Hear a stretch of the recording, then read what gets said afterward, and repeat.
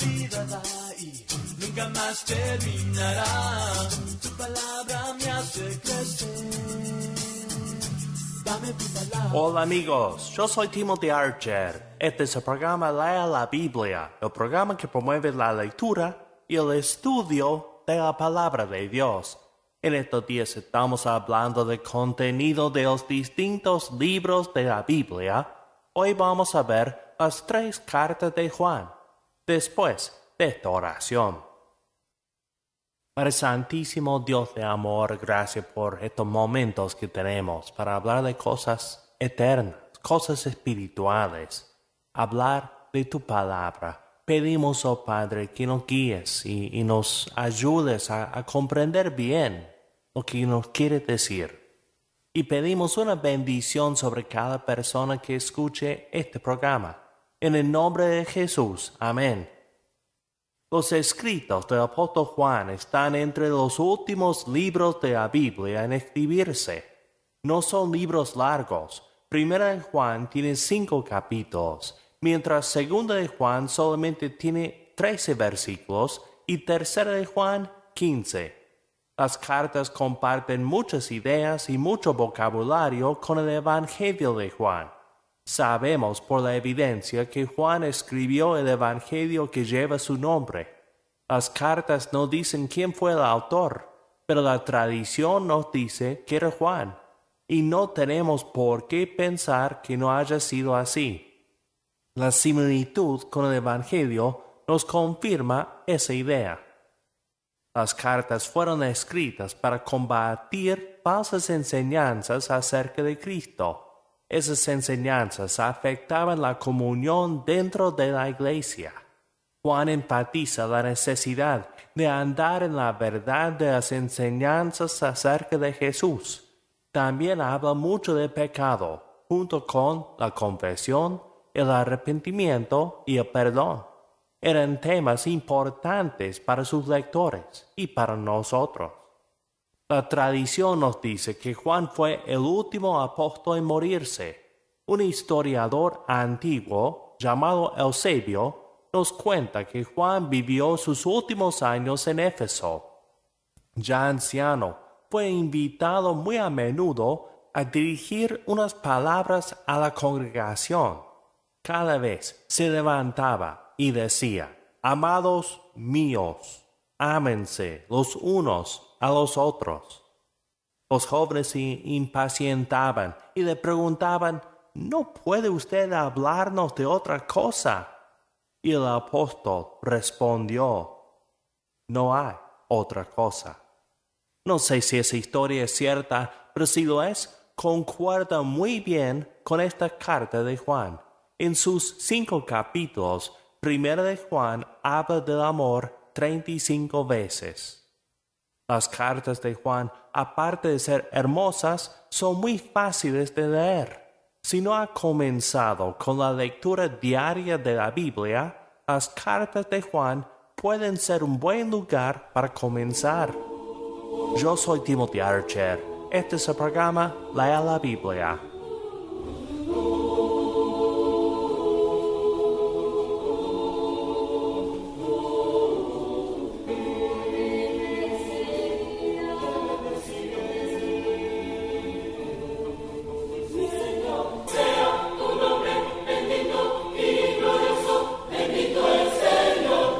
Continuemos con el programa Lea la Biblia, programa que promueve la lectura y el estudio de la palabra de Dios. Estamos leyendo el libro de Santiago y hoy vamos a leer en el capítulo 2, comenzando con el versículo 14.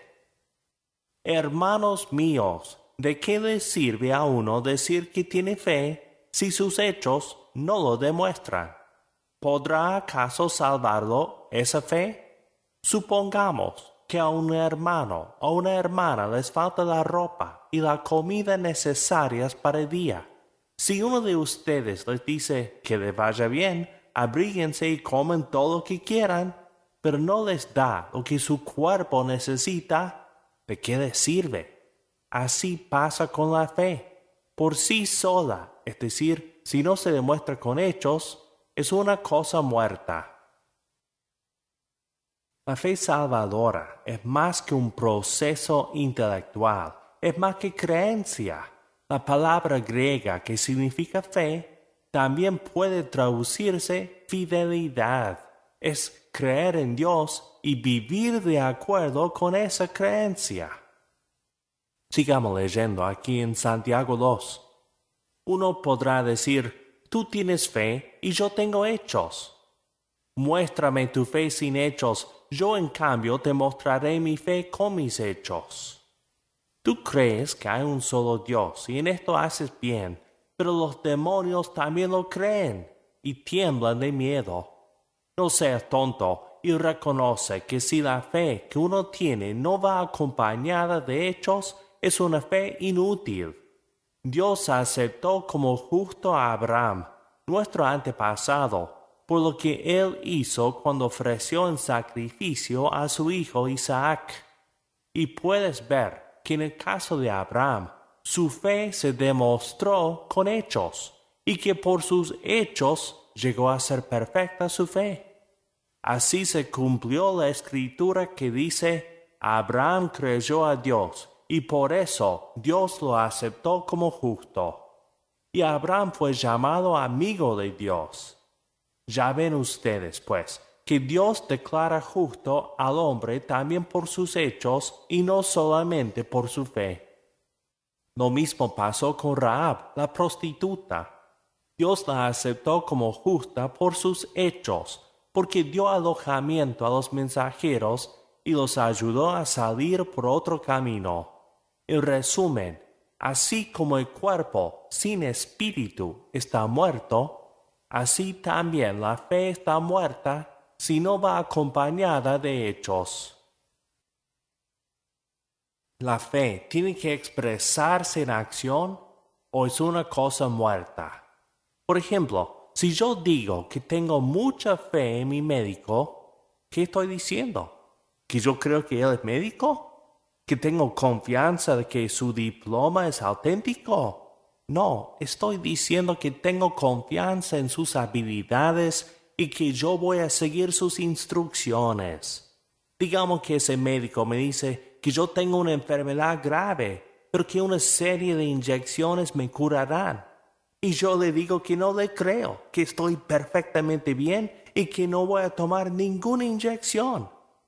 ¿Se puede decir que yo tengo fe en ese médico? Obviamente no.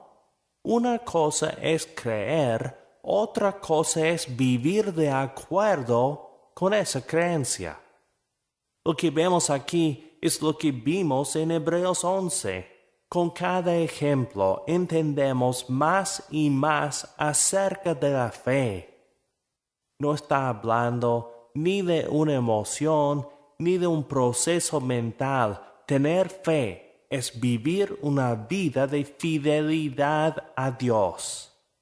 Aquí nombra a Abraham y a Rahab. ¿Cómo sabemos que ellos tenían fe? Porque se notaba en sus vidas. Si nuestra fe no se expresa en obediencia a Dios, no es fe. Creer solamente no es tener fe. Creer y hacer algo a base de aquella creencia, eso sí es tener fe. Como dice Santiago, en resumen, así como el cuerpo sin espíritu está muerto, así también la fe está muerta, si no va acompañada de hechos. Que tengamos una fe activa, una fe obediente. Continuaremos leyendo Santiago en el próximo programa. Yo soy Timothy Archer. Este es el programa Lea la Biblia.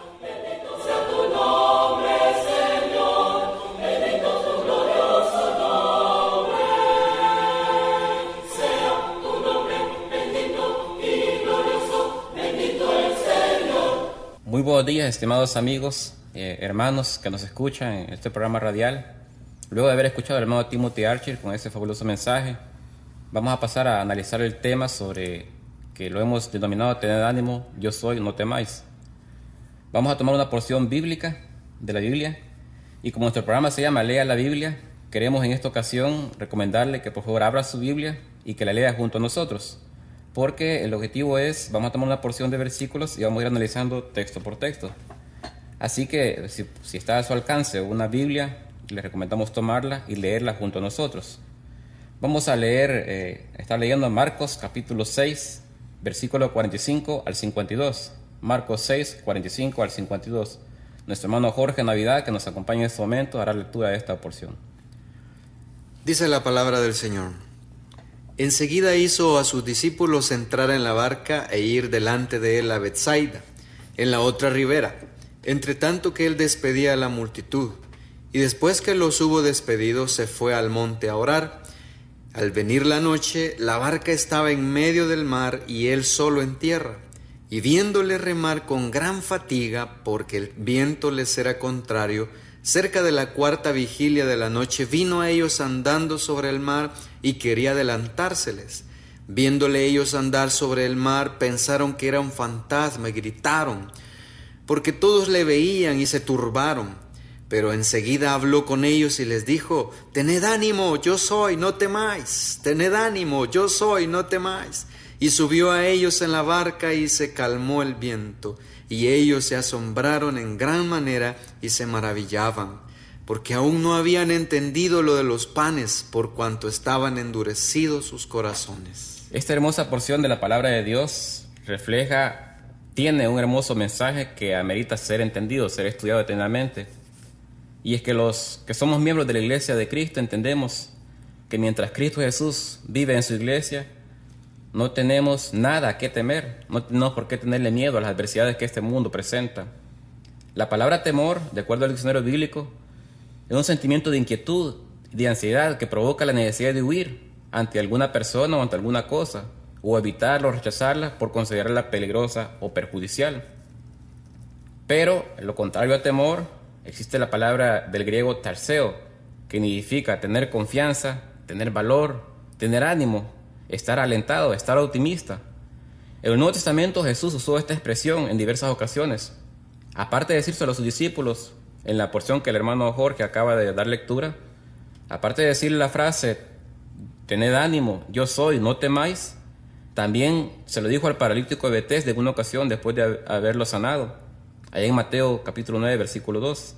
Se le dijo a una mujer que estaba enferma de hace bastante tiempo, casi toda la mayor parte de su vida había pasado enferma con una enfermedad de flujo de sangre. Esta mujer tocó su manto y al instante fue sanada. Y después de haber confirmado Jesús la necesidad de esta mujer y de haberla sanado, le dijo lo mismo: ten ánimo. También a un ciego que había nacido ya de nacimiento, llamado Bartimeo, le dijo: ten confianza. A nosotros los cristianos nos dice estas palabras: oiga bien, estimado amigo y hermano que nos escucha, estas cosas os he hablado para que en mí tengáis paz. En el mundo tendréis aflicción, pero confiad, yo he vencido al mundo. Juan capítulo 16, versículo 33. Bien, de la porción que acaba de leer el hermano Jorge, que se encuentra en Marcos 6, 45 al 52, empieza diciendo: enseguida hizo a sus discípulos entrar en la barca e ir delante de él a Betsaida en la otra ribera. La frase hizo a sus discípulos entrar da a entender que de parte de los discípulos ellos no se querían alejar del maestro, pero prácticamente el maestro los hizo, los mandó, les obligó, los forzó a que entraran a la barca. El afecto de los discípulos de su maestro era tal que no querían separarse de él, así es que el maestro les dio la orden que se adentraran al mar dentro de la barca. Luego continúa el texto diciendo que él despedía a la multitud. Mientras los discípulos iban a la barca, él despedía a la multitud. En cuanto despide a sus discípulos, Jesús personalmente comprometido en convencer a las multitudes para que también se vayan. Juan 6:15, un texto paralelo, explica pero entendiendo Jesús que iba a venir para apoderarse de él y hacerle rey, volvió a retirarse al monte él solo. La multitud se encontraba en un estado de ánimo como para iniciar una revolución contra el gobierno romano y querían proclamar como rey al Señor Jesús.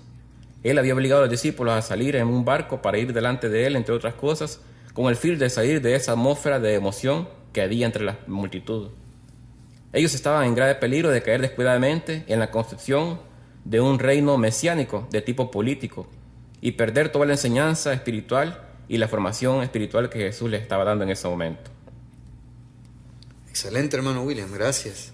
En el versículo 46 nosotros leemos que después que hubo despedido, dice la palabra que se fue al monte a orar. Fíjense que Jesús se había estado ocupando en la gente, había estado bendiciéndoles, ayudándoles, sin él tener la oportunidad de descansar. Habían trabajado todo el día arduamente. De hecho, vemos en el relato, en los versículos anteriores, que Cristo le había dado de comer a más de 5,000 personas, ¿cierto? Sí, amén, hermano. Con 2 panes y 5 peces, ¿sí? Dice la palabra que, bueno, él necesitaba también descansar, estar en comunión con su Padre. Claro, eso significa pues que él tenía necesidad del descanso. En realidad nadie entendía a Jesús, ni las multitudes, ni los discípulos. Jesús necesitaba al Padre para quedarse y continuar su obra.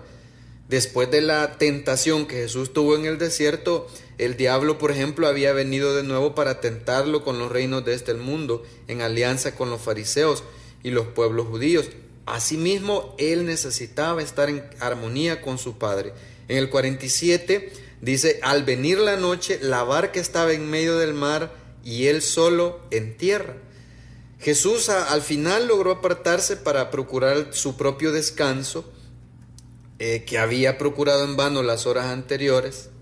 Sin embargo, ahora él tenía la oportunidad también de derramar su alma delante del Padre para platicar con él, pues, y ver los sucesos que acababan de suceder y los que iban a venir. Había pasado la muerte de Juan el Bautista, el deseo de la multitud de proclamarlo rey, y en la montaña buscó un lugar desde el cual podía mirar a los discípulos sobre el lago. Él podía orar por ellos cuando estuvieran en necesidad y conocer el momento oportuno cuando iría a ellos para hacer una nueva manifestación de su gloria y de su poder sobre el mar.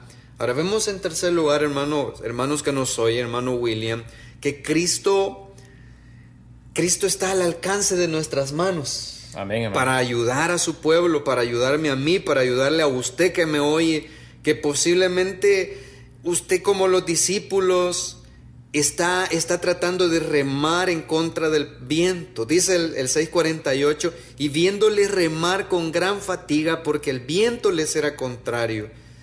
Los discípulos lo perdieron de vista, pero él, hermanos, él no los perdió de vista a ellos. La preocupación de Jesús supera la falta de nuestra fe. La próxima vez que nos encontremos en aguas profundas, recordemos por favor que Cristo sabe de nuestras propias angustias. Él tiene cuidado de nosotros, tiene cuidado de usted. Soplaba el viento en esa oportunidad sobre el rostro de ellos, de manera que con gran esfuerzo y dificultad ellos estaban queriendo lograr avanzar, luchaban con toda su fuerza contra las olas que venían en contra de la barca. El viento les era contrario, pero tenían poco éxito. ¿Qué vemos acá? El Señor Todopoderoso, el Omnisciente, permitió que peligrasen sus discípulos, que sufrieran algo, y no los ayudó enseguida, sino que los dejó un momentito en peligro. Bueno, ni tanto un momentito, pero fue una mayor parte de la noche. ¿Pero con qué propósito? ¿Con qué objetivo?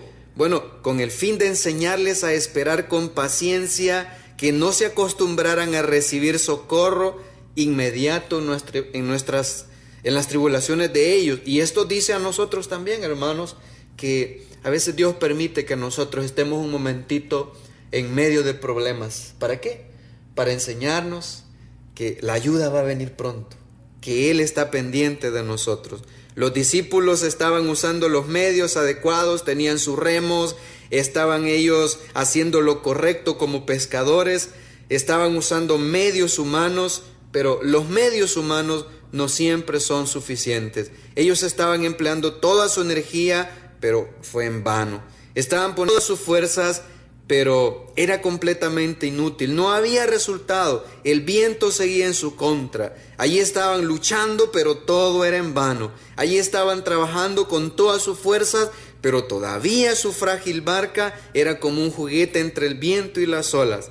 Mientras eso pasaba, Jesús tenía los ojos hacia el cielo en oración, pero también veía todo lo que estaba ocurriendo a sus discípulos.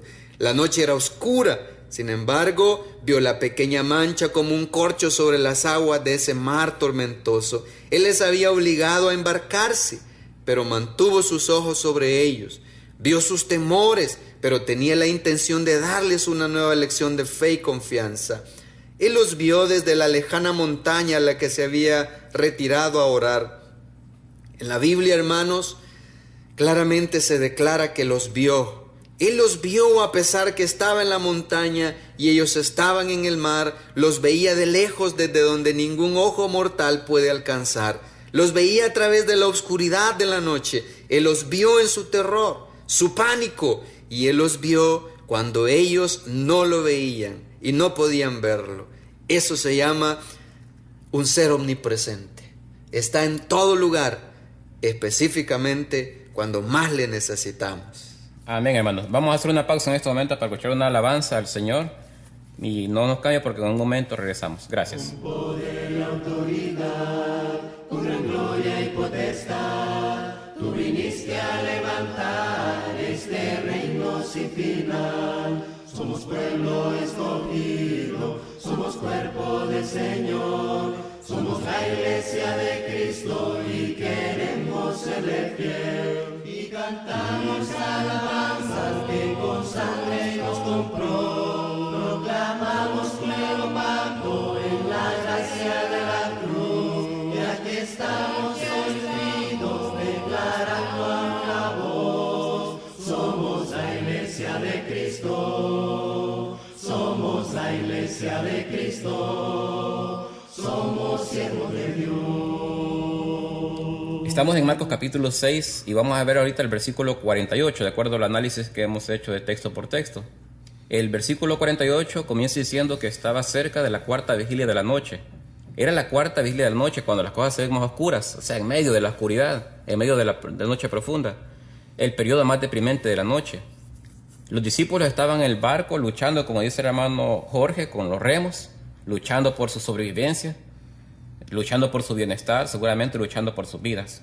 En la tercera parte del versículo 48 dice que Jesús vino a ellos andando sobre el mar.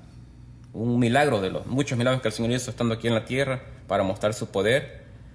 Marcos dice que Jesús les vio. No importaba la distancia y la oscuridad de la noche de tormenta, Jesús vino a ellos. No hay dificultades en este mundo, estimados hermanos y amigos, que puedan obstaculizar la ayuda de Cristo por sus amados. Debemos confiar en que cuando el tiempo ha llegado y de la manera en que menos nos imaginamos, Él hará un camino en el mar más tempestuoso para poder liberarnos. Las visitas de Cristo a su pueblo pueden aplazarse algún tiempo, pero vendrá y nos libertará, nos ayudará. El paseo de Jesús sobre las aguas es una revelación de su poder divino. Su venida a los discípulos es una promesa garantizada de que Él nos dará protección y salvación divina. Jesús todavía te dice a ti, amigo, le dice a usted, hermano, que nos está escuchando: yo no te olvido, yo no te abandonaré, yo te tuve en mi corazón, te tengo en mis ojos y en mi mente todo el tiempo. Yo no dejo de mirarte, aunque tú por momentos no me mires a mí, no estás ni fuera de mi vista ni de mi mente. Por bullicioso que sea el viento, le he mandado que ni intente dañarte. Aunque el mar esté violento, le he ordenado que no se atreva a destruir tu frágil embarcación. La ausencia no limita mi poder, la distancia no te separa de mi presencia. Los peligros, las dificultades y angustias solo te acercan más a mí y llaman mi más tierna atención hacia ti. Son hermosas las promesas del Señor Jesucristo que se encuentran en la palabra de Dios. En la última parte del versículo 48 dice que Él quería adelantárseles. ¿Por qué habría Jesús de querer adelantarse a sus discípulos? Bueno, para venir en su auxilio después que gritaron manifestando su terror. Lo hizo para distraer su atención y revelarse así ante ellos. Ahora, si no lo invitaban a subir a la barca, Él no subiría. Dios no se impone a nadie. Él dice claramente: de aquí yo estoy a la puerta y llamo. Si alguien no oye mi voz, yo entraré a Él y cenaré con Él y Él conmigo. Él continúa ofreciendo su gracia a todos. Jesús les dio la misma oportunidad de pedir su presencia y su ayuda. Él está esperando que le clamemos y Él no tarda realmente en poder responder y entrar en aquellos corazones que claman por su presencia y su ayuda.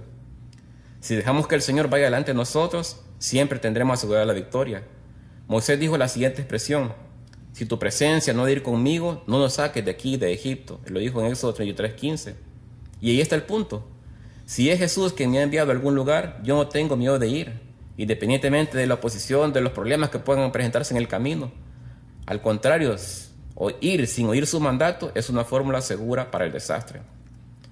En el versículo 49, siempre de Marcos 6, dice que ellos le vieron andar sobre el mar y al instante pensaron que era un fantasma y gritaron.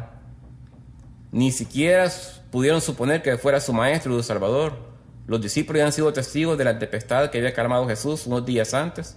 Ese mismo día lo habían visto multiplicar los panes y los pececillos, pero no se les ocurrió que lo podían ver también caminando sobre las aguas. La razón de eso está en el versículo 52, siempre de Marcos 6. Ahí ese versículo dice, porque aún no habían entendido lo de los panes, por cuanto estaban endurecidos sus corazones. Yo personalmente, ¿qué no daría por haber estado presente cuando Jesús hacía tantas maravillas?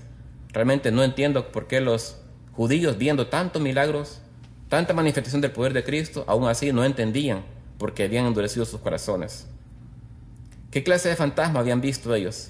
¿Era algún demonio según ellos? ¿Era el genio del mal para que se hayan espantado y gritaran?